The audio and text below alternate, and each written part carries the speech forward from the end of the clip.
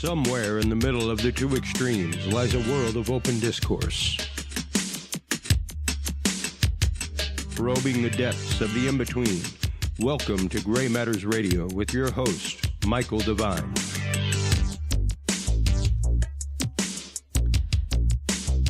Good evening. Another installment of Gray Matters Radio. I'm your host, Michael Devine.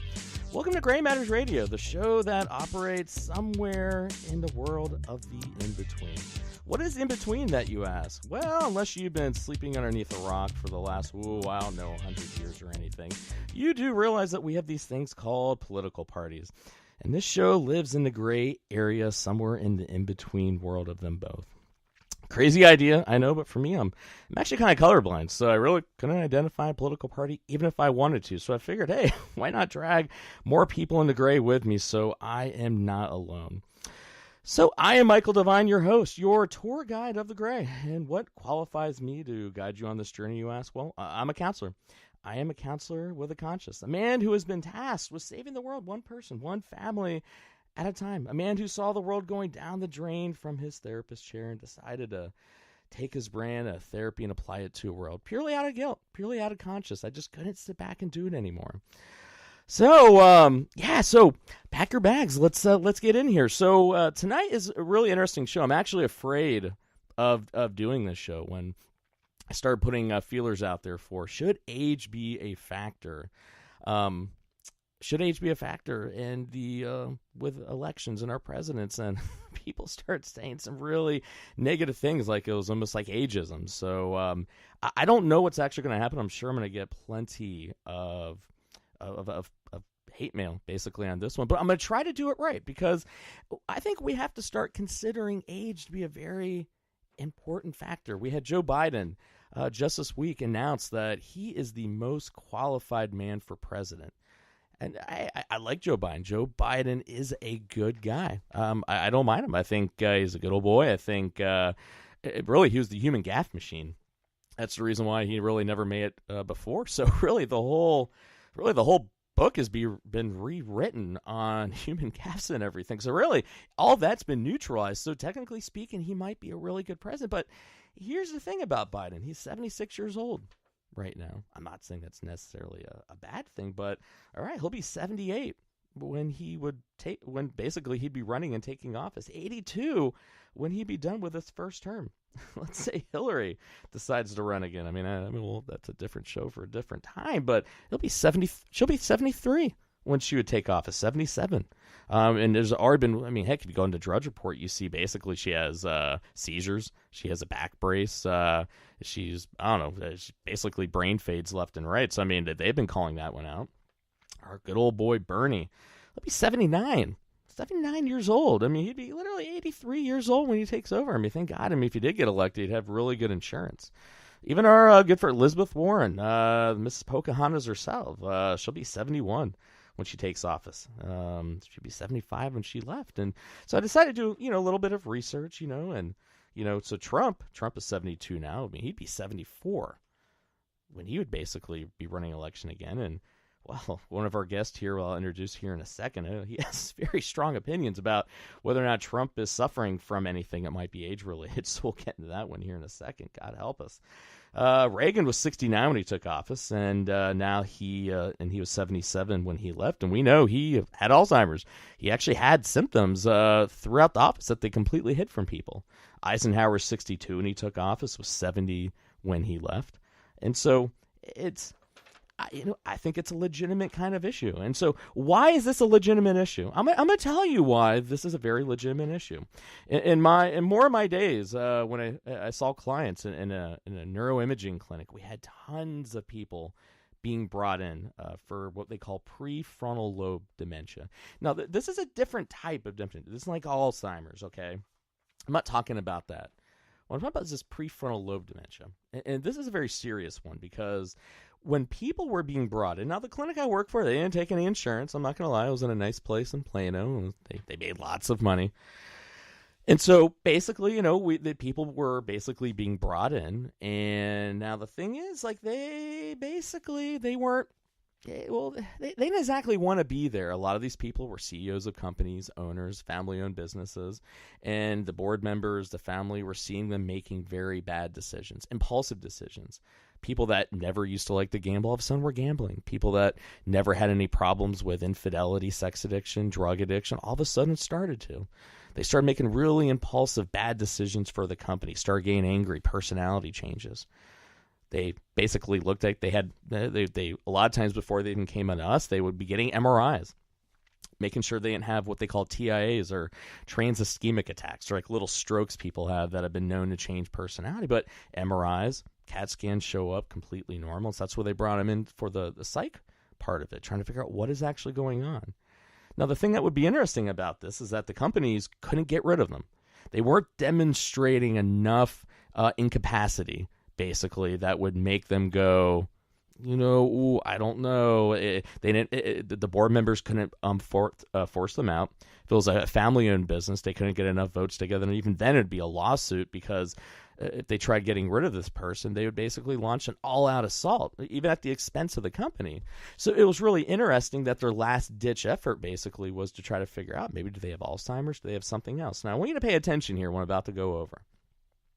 So when we look at prefrontal lobe dementia, the average age of onset is about 65. Now, they call it prefrontal lobe because it attacks the prefrontal cortex of our brain. It's our thinking part of our brain. It's the part of our brain that has to involve thinking, higher order thought, emotion regulation, our personality. It's literally the part of our brain that separates us from the monkeys.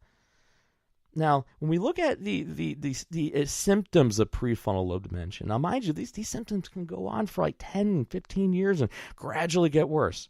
But they have what they call personality changes, where they get more impulsive, where literally it's like they just can't help themselves. Even when they know that they shouldn't, they get in a moment, they just can't help themselves. They get very apathetic and indifferent, almost like a lack of empathy for other people. They start displaying a lot of socially inappropriate behavior. Start saying things they wouldn't normally say. Think about when you go, oh, that's all grandpa over there. He just hasn't been quite the same the last many years. I mean, that's literally what we're talking about. They lose the ability to control that emotion, have that forethought, think about how something might look. And then we start getting to the cognitive problems. Difficulty with speech and language, difficulty finding the right word. They tend to use the same word over and over and over again. The inability to concentrate, inability to plan. Using the wrong object for the wrong task, or using it at the wrong time, like grabbing your keys when you really need the remote control. They start having issues with movement and balance difficulties. And so think about this. I mean, they're kind of benign problems. I mean, a lot of times people would say these are like senior moments. But the problem is, though, is that they drastically affect major decision making. It's one thing if you're retired, you're chilling at home with your friends, and maybe you... it's a spouse saying that their husband or a wife is an asshole all of a sudden.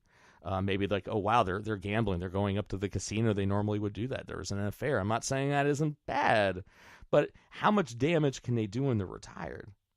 But where we see it the worst, these very subtle symptoms, is when they're running a country, running a company. There's a little bit of a Freudian slip there. I was supposed to say company. But I said country. Maybe I'm trying to get into something. I don't know. We are talking about presidents here, aren't we?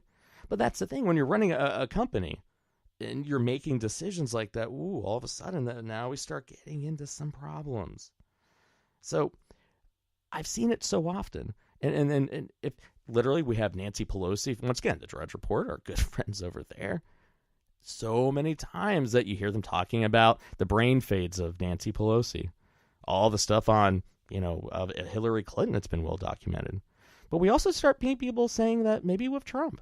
Now, Trump's always been Trump, but then, okay, I mean, if you look at a lot of those symptoms, I mean, I'm not trying to draw any conclusions here. This is a show about gray. I'm not going to say, maybe a few of my guests will basically say, I'm not going to say that, though.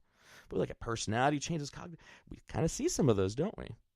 We really do. And so if it's so subtle, and a lot of times, remember, they don't want to leave office.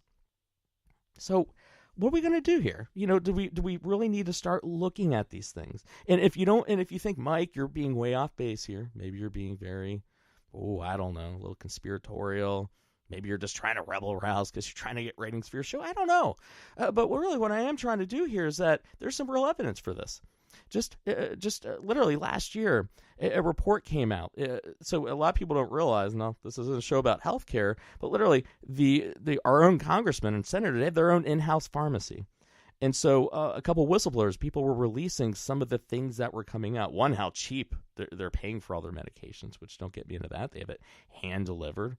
But we have senators, congressmen taking medication called Aricept.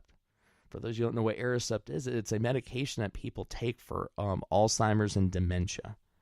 Now let it sink in for a second. You don't take Aricept just for shits and giggles. You take it because you have been diagnosed by a doctor with Alzheimer's or beginning stage Alzheimer's and dementia. And yet these people are still in Congress making decisions and nobody is talking about it. So I'm not being conspiratorial. We literally have people in our Congress and our Senate right now we know for a fact have Alzheimer's and dementia. And yet we don't know. And we don't have the right to ask because of HIPAA. But should we? Should we be able to ask this question? Because to me it is extremely important because I've seen what it can do to a business. I see what happens when they try taking these people out, and it is like scorched to earth. So I cannot possibly answer this question at all on my own. I got to bring a team of people here. So I think I got a great panel here. So I want to first introduce my dad, Richard Devine, the professor. Dad, you there? I'm here. Now, my dad, he's 70 years old, and I figured, well, one, my dad knows a lot about presidential history. Number two, if I started talking about old people and old people doing old people things, I think my dad would frankly kick my ass when he sees me in a few weeks for Christmas. So solely out of, protecting myself and because I know he's going to bring something to the table, all right, I had to bring my dad in. So, Dad, welcome to the show, as always. Thank you. All right, and then now, I have to bring in somebody else, someone very vocal about this. Max Miller, voice of the Radical Center, which is a show which I'm a co-host of. Max is always talking about Trump and his mental status. So naturally, if I'm talking about this, we had to bring him in on the show. So Max, you there, my man? I am here. How are you? I'm doing excellent. So let's just dive in here, guys. All right. So now, Dad, I'm going to start off with you here, okay? So when I'm talking about dementia, okay, and Alzheimer's and age, I'm not going to lie, I was a little afraid to bring it up. Do you think, being 70 years old... I'm kind of shocked that you would ask your dad that, man. It's like, you make it sound like he's on his way to it. Hey, Dad, you've got it. Tell us what it's like. That's what it sounded like. Sorry to interrupt there, but keep going. It's okay. No. Sorry, I had to say that because that's you got to go there, man. You got to go there. Yeah.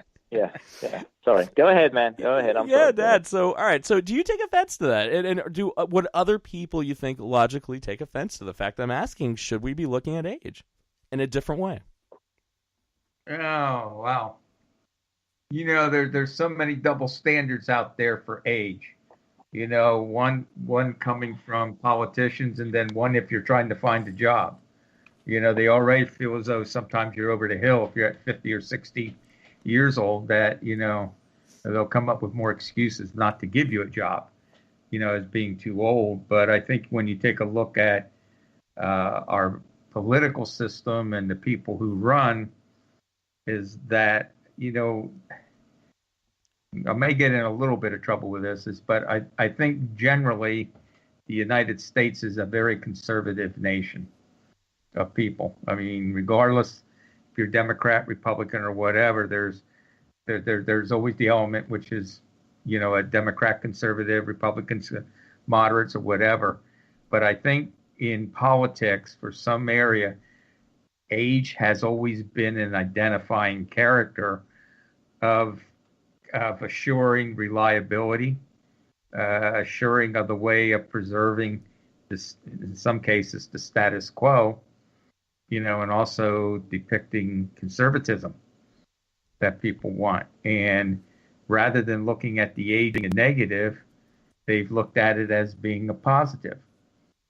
When you take a look at the, other than from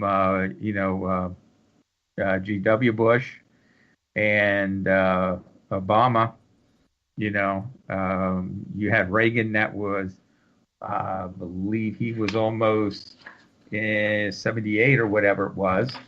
And now you've got this string of Democrats that are, they're really, a lot of age in there right now.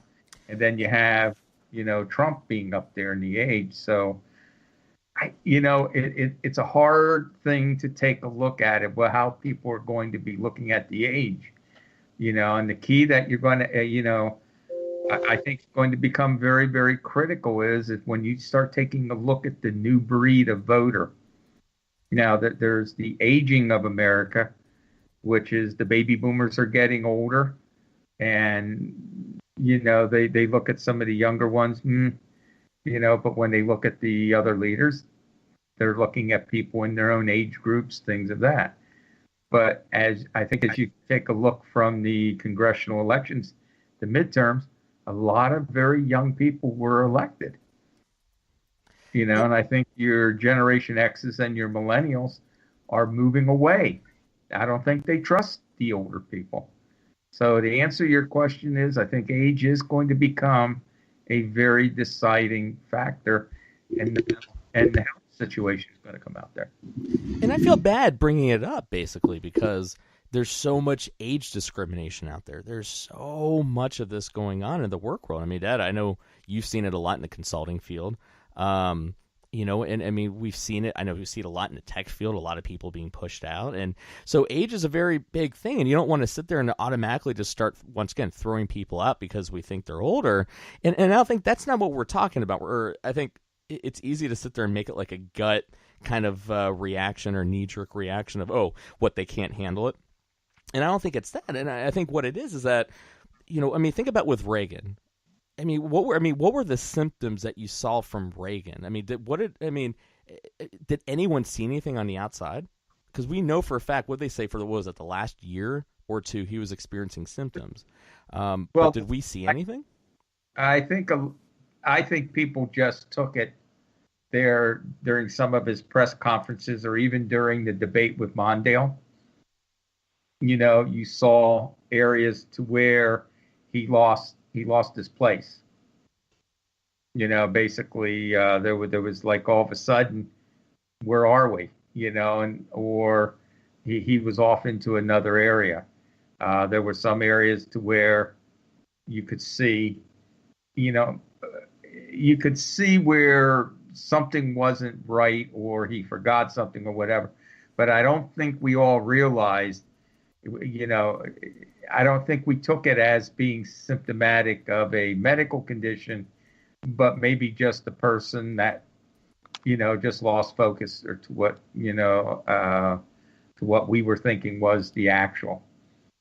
It wasn't until all of a sudden you started seeing other people, when you're newscasters and all that stuff, that was the people that started to basically start pointing out that there was some serious issues going on. Congressmen that were working there were having some concerns of the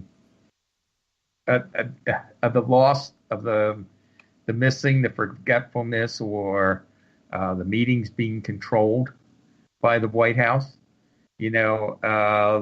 When you read about Nancy Reagan, she knew more, what was going on. She knew it. So did his chief of staff, and just like as I was mentioning in a side conversation with Woodrow Wilson, he had a debilitating stroke in which nobody really truly knew he was totally disabled, but the country was being run essentially by Edith Wilson, his second wife.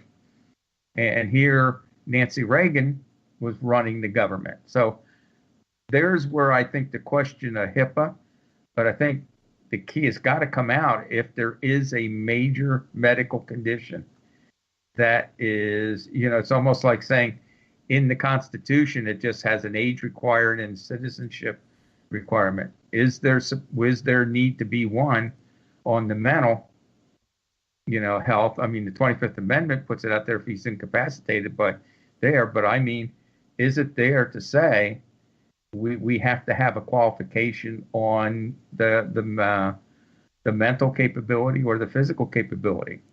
and it has to be known. Well, and that's the thing. I mean, well, and Max, we were talking about this on the show. I mean, over the last several weeks, where we basically have all these stories coming out of the White House of, well, people aren't handing the president certain information. They basically are saying that we've had literally our own FBI allegedly trying to catch a guy on tape to show that he's basically unhinged. I mean, maybe it's just me, but isn't it sound like the same exact thing what my dad was saying about what it was with Reagan as we're seeing with Trump right now?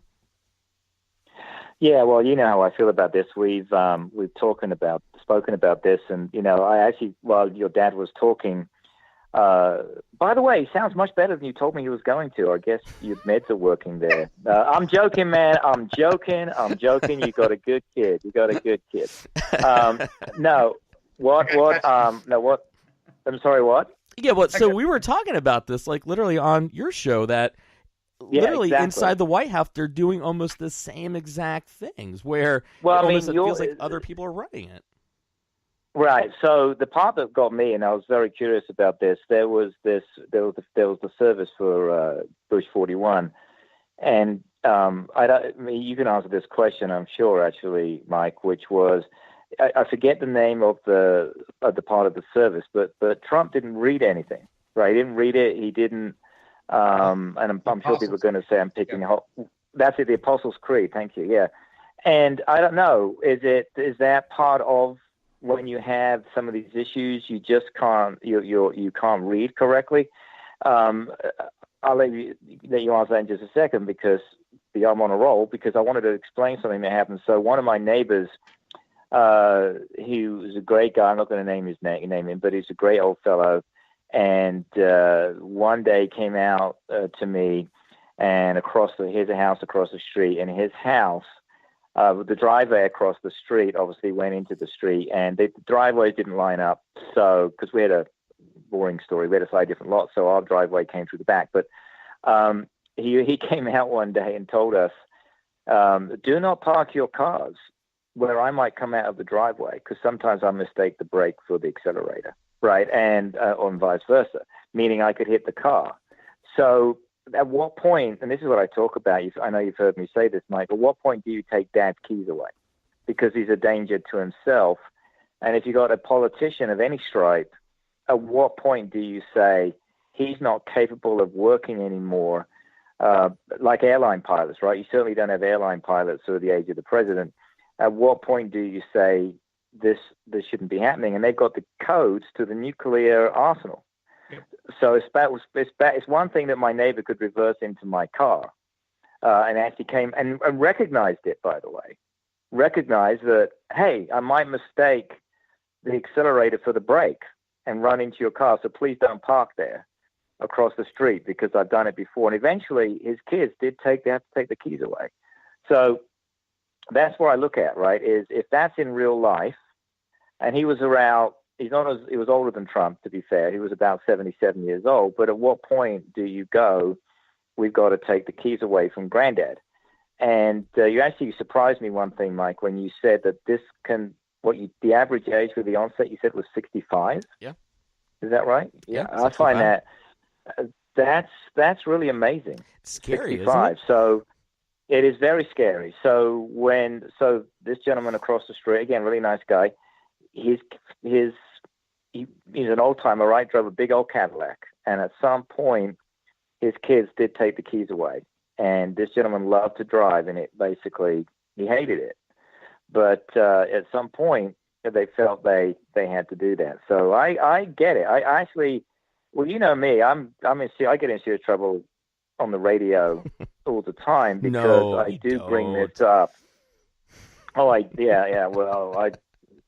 Yes. And I told the stations that I'll behave, right? But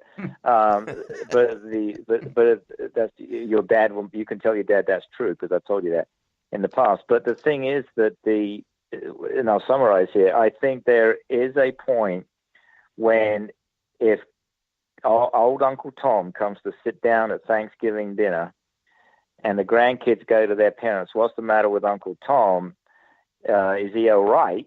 Old Uncle Tom, is he okay because he's repeating himself or he's whatever? If you see that in real life, with people just because they're president or even your own parents. You have to, as adults, as I always say, if you're a grown-up, if you're an adult, you recognize that something needs to be done. And that's what I'm puzzled about, is why people, just because it's a particular political stripe, why they don't say something's not right here. And that's not a political statement, by the way. That's a Republican or Democrat. I could care less. If that's what you see in real life, odds are something's going on. So yeah, I feel there's a problem there. Well, we know what happens. That's the crazy thing. We know for a fact that people have protected these, presidents, leaders of the free world, when they were unable to do their job, and they kept it from the American people because they made Max, we've talked off the air, I don't know how many times, about why is it that people go along with something. And obviously, there's a conversation being had among lots of people going, you know what, this is just better for the country, but damn it, why are they deciding that? Well, I had a conversation. Yeah. Sorry, I was going to say, I had a conversation with someone on Sunday after our show, who should remain nameless, and a very nice lady, and she basically told me, a very smart, intelligent woman, she basically told me that Donald Trump is brilliant, her words, not mine, and this is all a tactic. And basically it's a way to do an end run. Basically, he's I forget the phrase. What is it when you play the fool but you're really not? There's a phrase like a rope-a-dope. It's like a rope-a-dope. Yeah, playing possum. Yes. Maybe, but I'll think of it in a second. But maybe I've got early dementia. I was literally just about to say, trouble finding the right word. Yeah, I've got trouble finding the right words. But she was deadly serious. At first I was like, you got to be kidding, you're joking, right? And she was, and I didn't say that, but I was like thinking it. But she was deadly serious that Donald Trump is a brilliant tactician. This is his way of taking everybody off balance, and that when he can't read words correctly or this, and this, it's all brilliance on his part to defeat the opposition, whatever that might be. And I was like, oh my God. And if Donald Trump is, I read he's the most popular Republican, right, in the political party, in the Republican Party. That's why no one goes against him. But this is where courage comes in. And if you haven't got the political courage to do it because you're afraid people hate you, well, you don't deserve to be in office, in my opinion. Well, that's like the world that we live in. We live in the world basically right now to where you can say one thing. I mean, and this is the thing with Trump, and I don't think we've ever had a president, and Dad, please chime in on this one. I'm really curious. Have we ever had a president that literally said one thing one day, and then when someone asked, I didn't say that, and literally be dead face. No, I didn't say that. Like, no, literally, I have you on that's fake news. And we laugh it off, but really, that's worrying some. And then for people to define it as, oh, it's some rope-a-dope, it's he's playing four-dimensional chess, as Jeffrey Lord used to say. Whatever the fuck that mean, four-dimensional chess?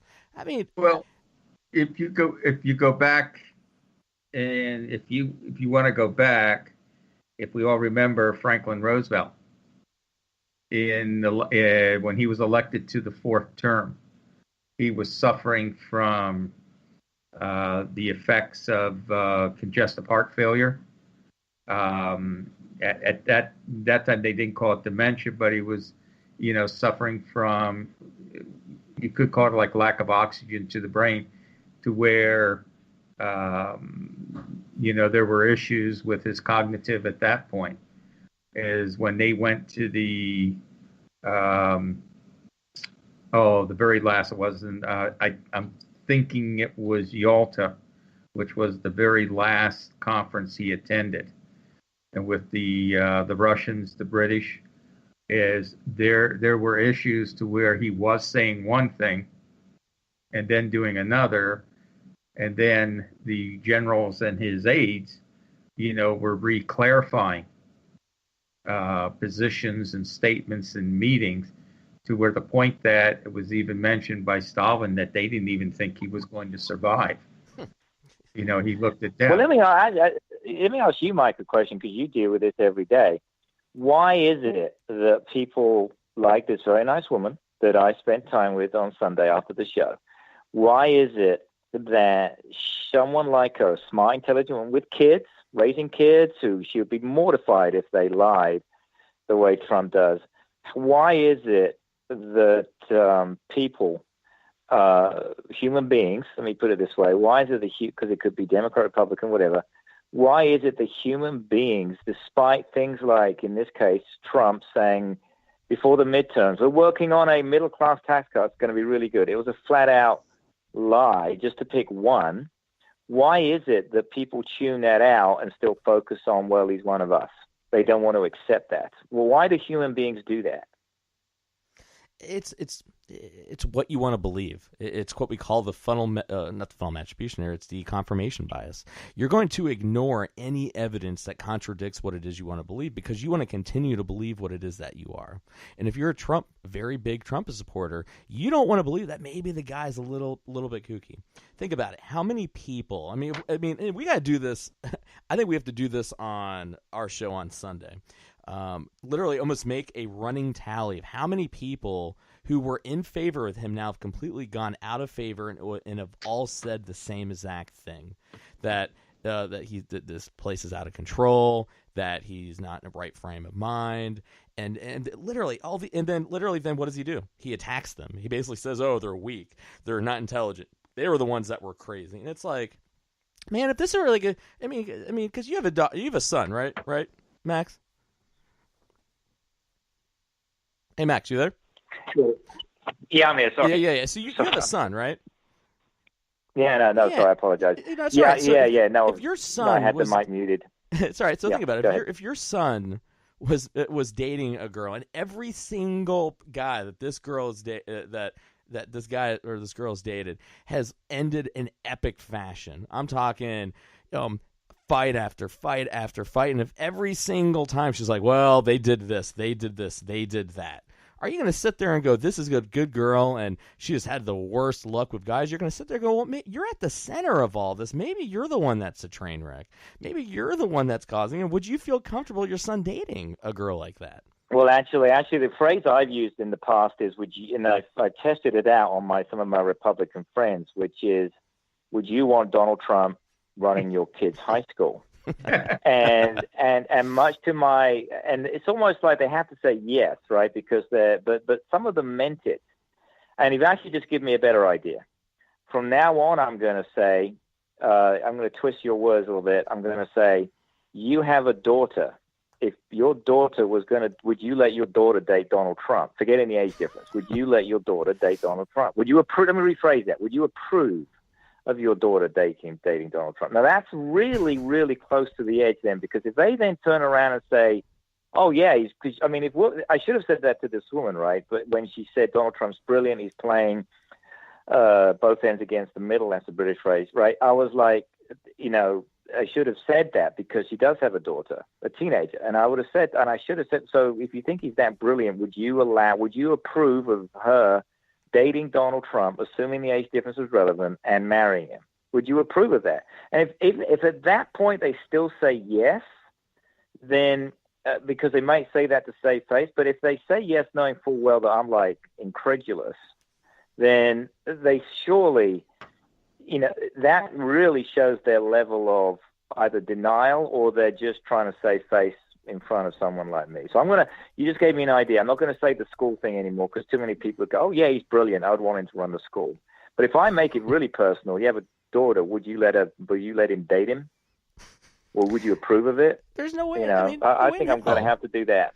No way in hell. I mean, like, now, Dad, like, you've been obviously around a little bit longer than I have and have been obviously paying attention to politics a hell of a lot longer than I have. Has there ever been a time where people have been leaving office and saying that this guy is batshit crazy? I mean, that's my words. And I mean, obviously not their words, but I mean, literally, that's what they're saying. I mean, literally where we have FBI people trying to set up audio tapes of this. I mean, in the history of history, has there ever been that? Have you ever seen anything even remotely close to that? Not really where it was, that publicized. No, nothing I can remember on. I mean, the only one I can remember people thought was when Nixon left office.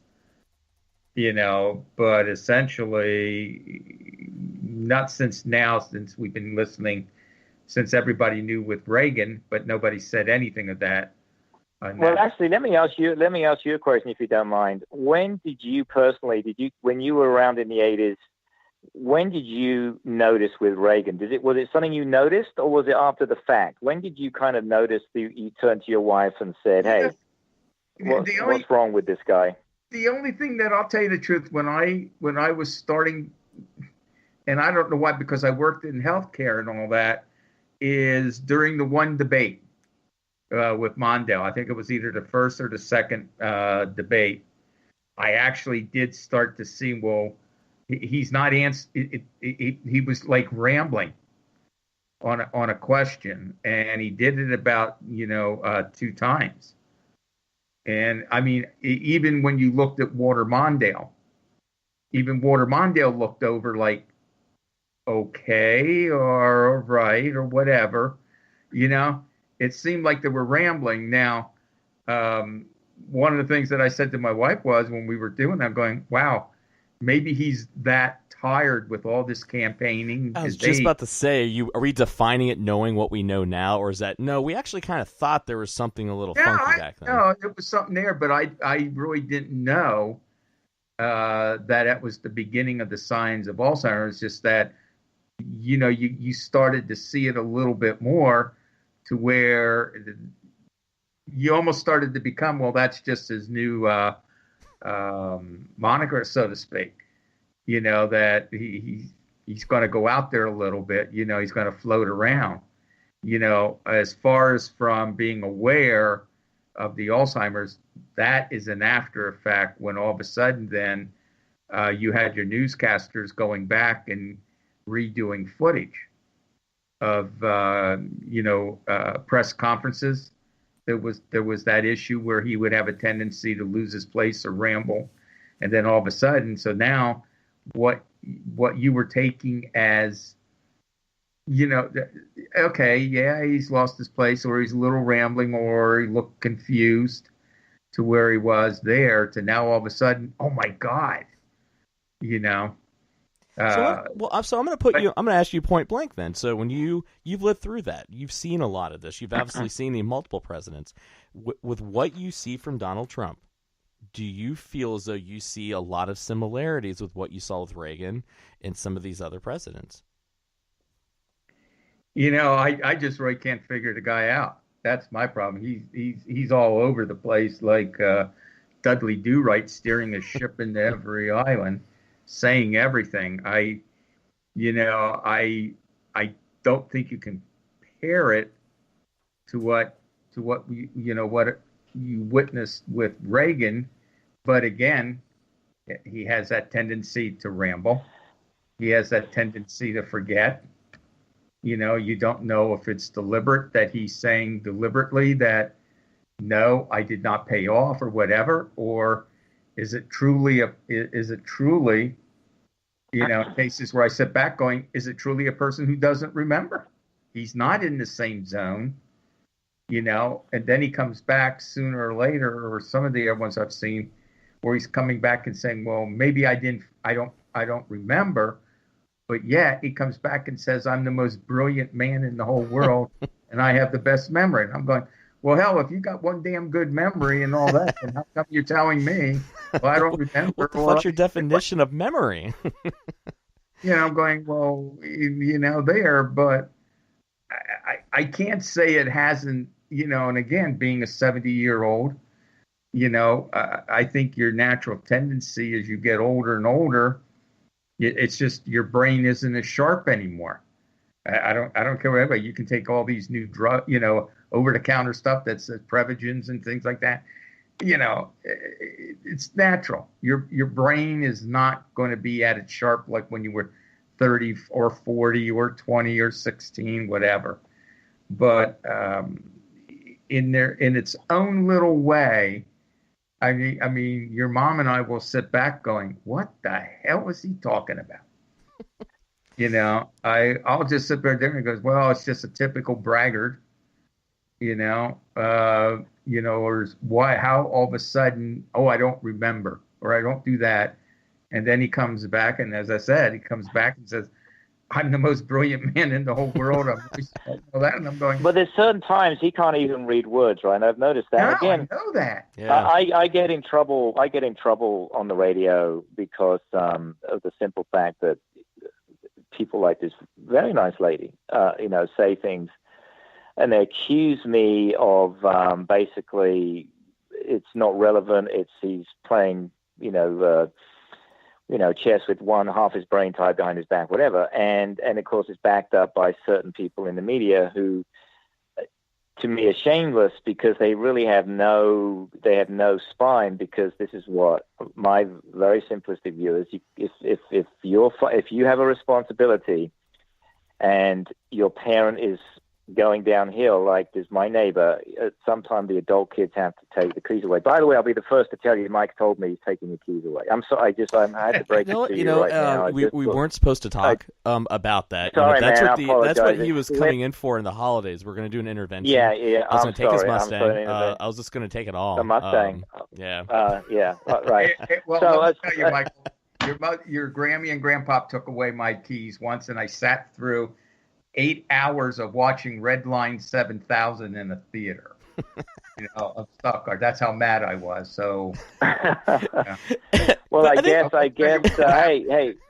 I guess what goes around comes around, right? I guess, but this is, but think about it. Like, this is the dilemma that we have where, my dad has lived through all that. And he's even going, I can't even figure this guy out. But I think literally, if as a clinician, and I'm going to be dead on, I'm going to take away any bullshit here. If I'm going to go purely off if this were a client, and let's say I don't know he's the president, and I'm hearing the things that I'm hearing. I'm hearing, because I do a lot of family business advising. This is what I hear. I'll hear all the board members, the people working with them, the family members. I will hear them all saying the same exact thing. What I look for is a congruence between all these different collaterals. I'll interview them all separately. And what I look for, they all saying the same thing. Now, I do that for one, I want to know, are they all seeing the same thing? I want to see that consistency among different situations. What I also have to look for is people taking advantage of the person, or maybe this being like some random kind of coup. Because you do have people that understand maybe their capacity isn't what it is. And they know how to talk to them. They know how to massage it. They know how to use it to their advantage. And when I'm seeing the things that I've been hearing, I would be remiss as a professional not to sit there and go, well, I think there might be something going on. Now, is it something where they need to be taken away? No, I don't think so. I don't think we've seen that yet. But I think what's scary is that we saw what happened with Reagan. Was it MacArthur? When they basically asked him to stand down, it was after he came up with a plan to nuke all of North Korea. Was it all of the Koreas? That was his plan for the Korean War? Just fucking blow them all up? Yeah, basically, the Yalu, he wanted to bomb the bases across the Yalu and go across and bomb the Chinese bases there. Yeah, that started setting up. But the key. Sorry, go ahead. I'm sorry.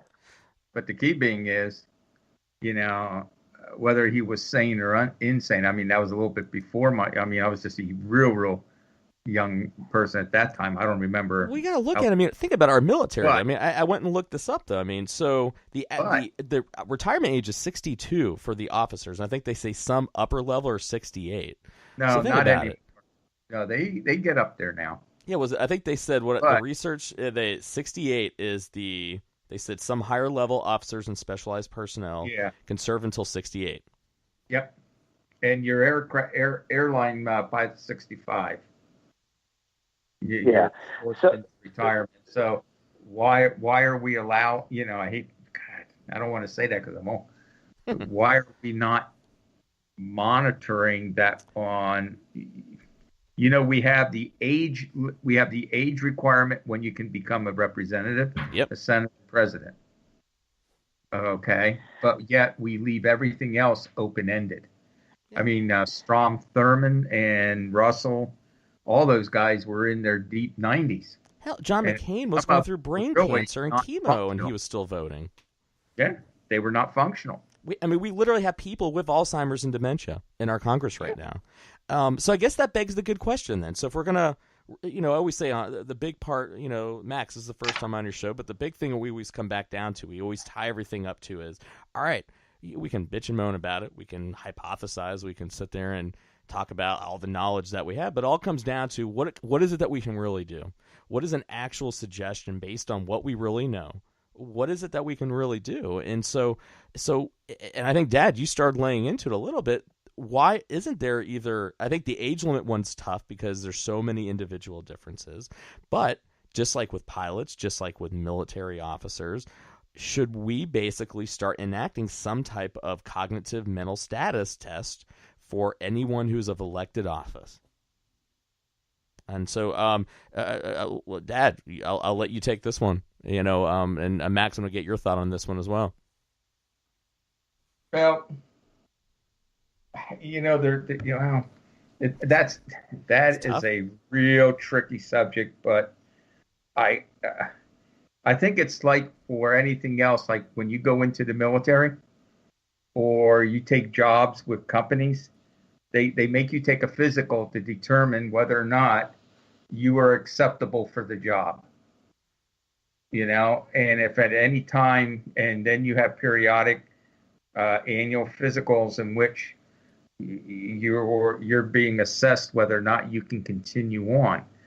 I really do feel as though that even though the president gets an annual checkup or our politicians get annual checkups, if something is discovered that could interfere or be very detrimental to the office that they're doing, those things do not become public at all. They're basically hidden at that point, and it's almost like put in the closet, and then the staff start bounding together and start covering for any of those deficiencies. But I really do feel as though, and again, you're going to get your hip in on, I think the people of the United States should really know. And if it's something that is really detrimental to the classifications of the job, I think that should be grounds for the 25th Amendment to be invoked, that if a president is not capable or vice president not capable of fulfilling the duties, either through the Speaker of the House, the President pro temp, or the majority of the cabinet, they need to enforce the 25th Amendment. Now, that. Congress. Yeah, but isn't that? I'm sorry. Go ahead. I was going to just say, just so you finish your thought there, but that's the job of the Congress, right? And if Congress doesn't want to do it, I mean, that mechanism is there, but they're not living up to it, hypothetically. Yeah, and see, that's where I'm getting there. So, if the cabinet is selected by the president, where are their loyalties? If the Speaker of the House is of a political party, President pro temp of the Senate, now you're getting down to where instead of being bipartisan for the people, you could be getting down the party lines. Well, shit, can you imagine the fallout for the AARP? Imagine what congressman or what senator would actually campaign on that, or would try to introduce a law. Especially imagine being in Florida. I have the solution though. What's the solution? All right, Max, let's roll with this. Because I am a very stable genius, but you're actually going to really like my solution. This is because I'm actually being sensible for once. Seriously, it's called term limits. Yeah. So if you have I don't know whether the president has term limits, Congress doesn't, right? So yeah, worst case scenario, hypothetically, assuming Trump has issues, and we know for a fact that Reagan did. Worst case in the case of Reagan was maybe it was the last 2 or 3 years, but the country managed, right? Worst case with Trump is pretty damn obvious. He may or may not even get reelected. So that's sort of, that's not good, but it's sort of where it is. But when you've got people who, if they're being elected, like Paul Ryan is not a particularly good example because he's retiring, my pet peeve, on a full pension at the age of 49. But if he's retiring after 20 years in Congress, he was there at the age of 29. He could literally have been there 60 years, right? Possibly. If he decided not to retire, odds are he could have been in Congress for 60 years. As it was, he was there for 20, even though he was only 49. So I'm not saying the term limit is 20, and I'm not saying it's 4. my ideal term limit number is, let's say, 12 years. Yep. So that means that if someone like Nancy Pelosi has been elected since I think it's, 1988 or 84 or somewhere in there. She's been, because she's like 77, 78. So if Nancy Pelosi was in there for 12 years, she would have left in 96, right? And that, by the way, I'm not saying Pelosi she doesn't show any sign of dementia or anything from What are you my saying, skills man? are. No, I'm just saying that would mean that people like her don't stick around, right? So there's less chance of them to be elected, or be an elected official when they have dementia, because they have term limits. And I think that would literally solve 80% or 90% of the problem. That wouldn't solve Trump's problems, and it certainly wouldn't have solved Reagan's problems, because they're two high-end examples. But other people in Congress, who's the guy, Grassley, right? Isn't Grassley, what's his name? Yeah, Chuck Grassley, He's Grassley. He's like 80. Yeah. He's like 110 years old. I mean, that would not happen, because he's been there since forever, right? So 12 years, I think, is a good yep. mandated come and go. It gives you time to gain experience, but it doesn't give you time to gain cobwebs. And I think that's so. There you go. That's my $1 million solution. No, I there. agree with you, Mac. I feel that a senator should only have 2 6-years, and a congressman can only go 6 terms. Yes. Yeah, there you go. You summarized it better, right? You summarized it better, because the senators are there for 6 years, right? Is that right? Yep. They're there for Senator 6 so he gets 2, and a congressman get up to 6, because this is 2. Yep. There you go. Those numbers are great, right? I think so. That works 66. way too perfect, But then we got to ask ourselves then, how do we get from that to? So basically, we're asking people to give up power. And the thing is, the way the system is now, and this is always the problem that we run into, is that, okay, these are the people in power. They're not going to willingly give it up. And so that's where I look at it, shows like ours, where if we actually talk to people listen and kind of go, yeah, you're right, that is kind of messed up. You know what? I don't agree with that. And then maybe they demand more out of their congressmen. They demand more out of their candidates that actually want to talk about this, going, you know what? I want to run on a campaign where I think we should have term limits. And then if other people start going with that, then all of a sudden, maybe over maybe 3-4 cycles of a election cycle, maybe we get enough people in there to where we do get the pass. But that's the thing. They're not going to change. There's no way in hell they're going to change. Because the other irony, of course, is a huge one, which it drives me nuts, is people always complain about we should have smaller government, never leave. It's like, wait a minute, you're complaining about the government, you're complaining about the size of the government, and it's wrong. So why don't you leave? Exactly. Then? If you think it's such a bad place if you think government is such a horrible thing, why don't you leave? And I don't remember, we had John Boosie on. We asked him that question, and because you weren't in the studio, because you can't bother to get on a plane and fly down. But he was in the studio, and I asked him that question, and he said yes. He said there should be term limits. Yeah. And he also said that they designed the system on purpose to where only elites can get into it. Like, remember by the way, I thought that was brilliant. No hesitation. He was like straight up. Brilliant. Yes. Yeah. That was a great answer. Yeah, Dad, I don't know if you listened to the show on Sunday. Well, we asked him straight up, because John Boosie said he only gets paid $7,000. And we're like, well, how do you survive? Yeah. And he goes, it's kind of designed for elites where you don't have to work. And I asked him point blank, is it designed that way purely to only keep elites in there and keep the system the way it is? No hesitation. Yes, absolutely.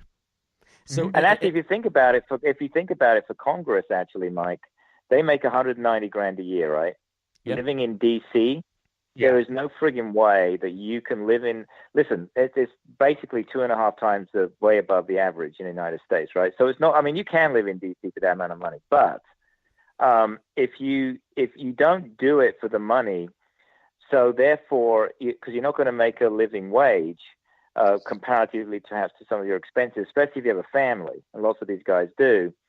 So if it's designed, like you say, like Boosie said, which was for Texas, you've got to be rich to do this gig, because you get the 190 grand living in DC compared to what you could make in private practice, or as a consultant or whatever, is nowhere near enough. And actually, I don't know if you remember what he said. You remember what else Boosie said, Mike? Do you remember what he said? He said, "What we need is better representation from firemen and policemen and farmers." And he was absolutely right. Max, that is my biggest pet peeve. We need election reform, funding reform, to get away from these big, gigantic political action groups that are buying congressmen. That's Citizens United, and that's our Supreme Court right there. They allowed that to happen. It was always bad, but that opened it all up. Try to get election reform through the Congress. It's like saying, I'm going to give middle-class America a tax cut, and it's the millionaires who are making the money. And are they going to pass real, true tax reform for middle class? Well, and this is, and I think if we can get some better congressmen on there, because this is like a logic that I understand why no one used. Maybe I'm way outside my boundaries here with the Supreme Court and the law, but remember Citizens United, they said you had to allow corporations to donate anything they want because it infringed upon their free speech. But the reality is, though, if you were to go and look at every congressman and every senator and who their constituents are, who can actually get in, it's the people that pay the most amount of money. So the irony is that for 1% to have an unlimited voice, you've lowered the voice of 99% of the rest of the country. Why can't you make that argument that by doing one, you've basically limited the free speech of the 99%? Why can't we make that same argument? And that's what was interesting, right? That woman I always forget her name, the lady from the Bronx or somewhere in New Jersey. Ocasio-Cortez. Where's Ron when we need him? Yeah, so I was gonna. Yeah, but she was. She made a great point. I really like her because I didn't even see. This is the thing. Democrats don't even say this. I mean, I know she's a Democrat, but when was the last time Nancy Pelosi, anyone's really talked about it?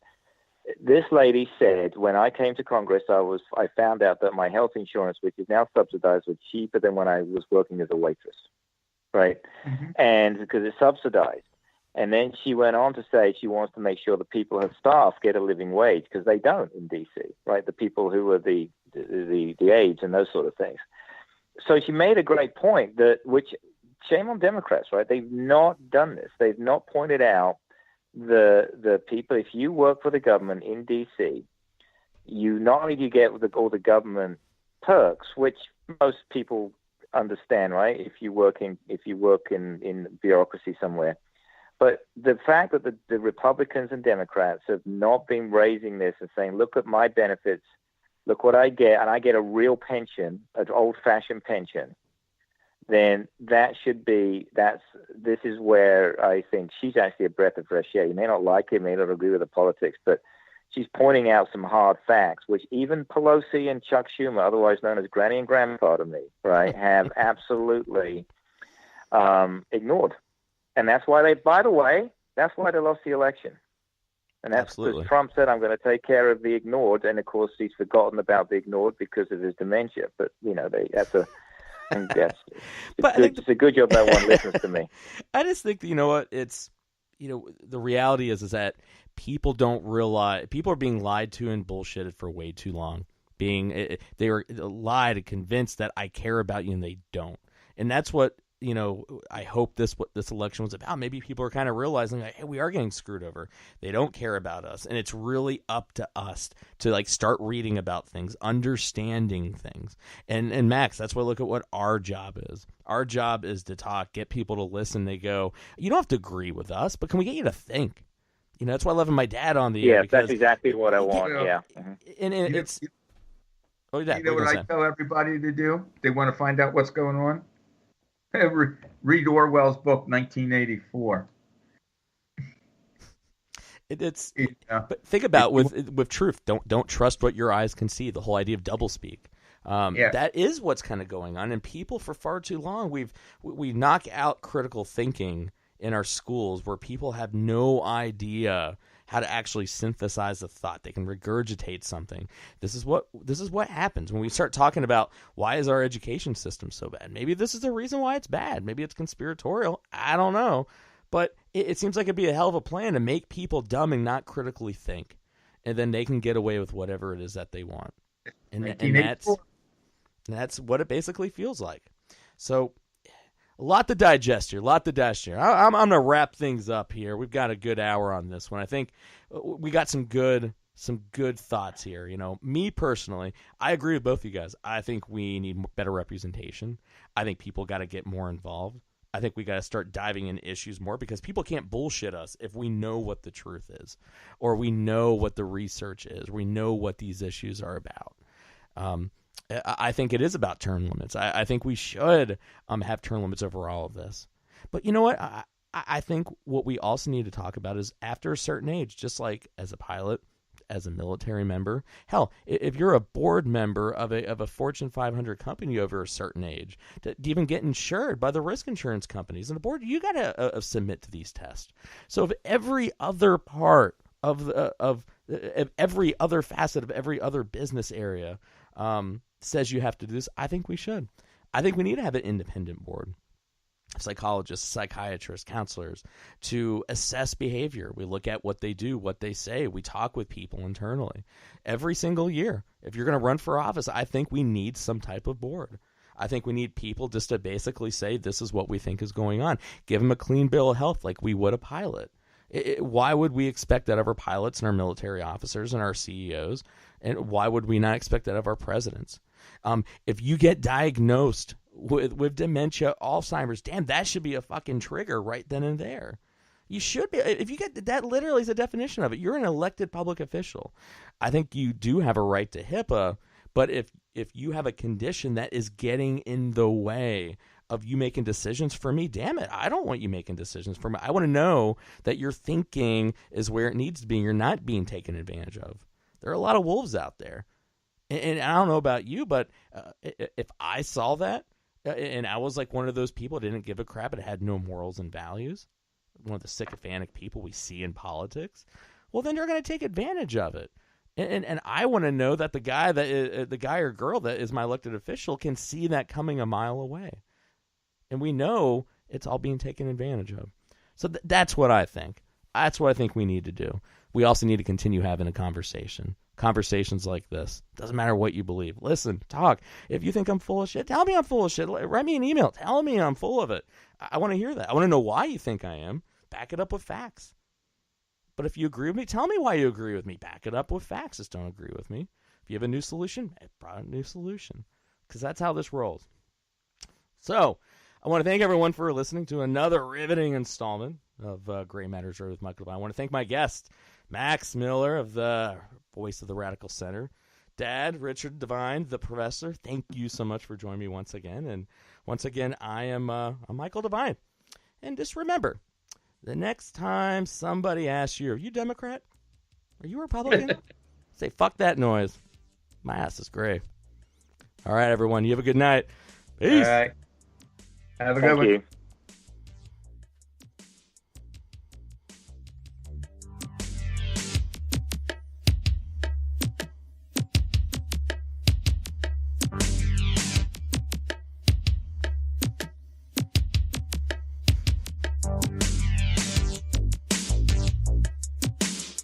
Thank you for listening to this episode of Gray Matters Radio with Michael Devine. For more episodes and information, visit us online at graymattersradio.com. Join the conversation by following Gray Matters Radio on Facebook and Twitter.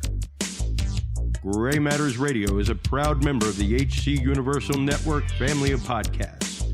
For more live episodes of this and other great shows, download the free HC Universal Network app at hcuniversalnetwork.com. Thanks for tuning in, and until next time, remember, think about the gray.